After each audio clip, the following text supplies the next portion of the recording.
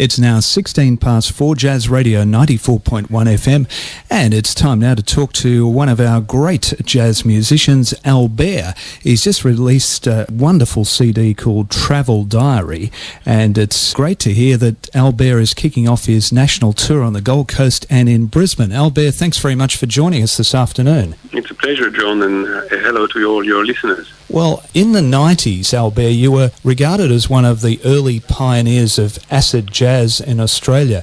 And listening to Travel Diary, it seems that your music has evolved over the years. Tell us about how it has evolved. Well, it has been 5 albums since that the first one that was labeled as acid jazz, and it has been a bit of a journey, and music reflects very much personal experiences and the evolution of what you do as an artist. And at this point in time, I'm not sure whether you can still label us as acid jazz, although when we play on stage some of our earlier songs, of course, we are trying to be as faithful to the origins as we can. Well, you have a great team of musicians in your band, including Joe Kindamo, who's playing the accordion, and Rob Burke on sax. Indeed, and Joe, of course, is one of our greatest pianists, and his first love was the accordion. That's how he started in music,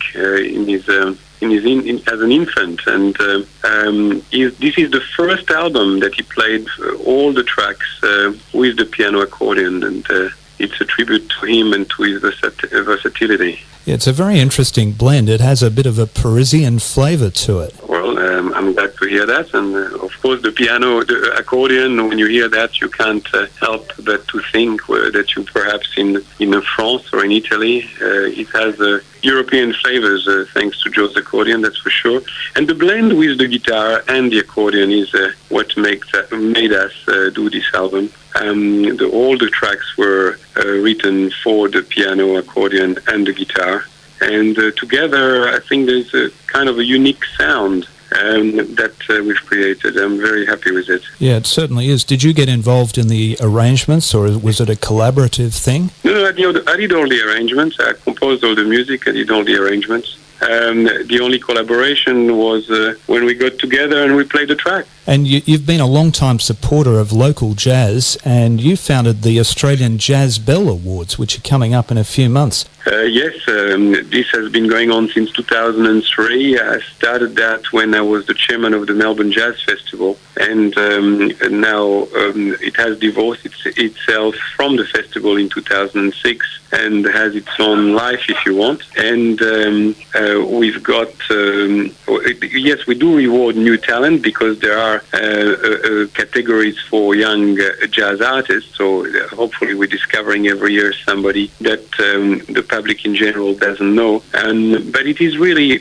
we've got 8 categories where we're celebrating the diversity of the jazz community, and it's an opportunity for all of our community to get together. It's been going on, as I said, since 2003. Well, you've already received some great reviews for your CD, Travel Diary. Do you have any plans to travel overseas and maybe tour overseas? Believe it or not, we've already done a performance overseas. We went in June last year. We traveled to Israel, and at that time, Travel Diary had not been released yet, but we had already recorded the music, and we've played most of the tracks. And it was very successful. It was in a club called the Yellow Submarine, which is a very famous jazz club in Jerusalem. We have quite a few submissions in overseas festivals, and I expect to hear back very soon.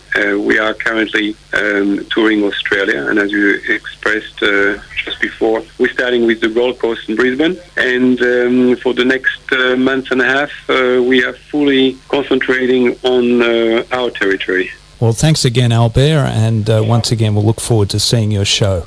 I look forward to meeting you then. That's Albare, and it's now 23 past 4, and here's a track from his CD, Travel Diary.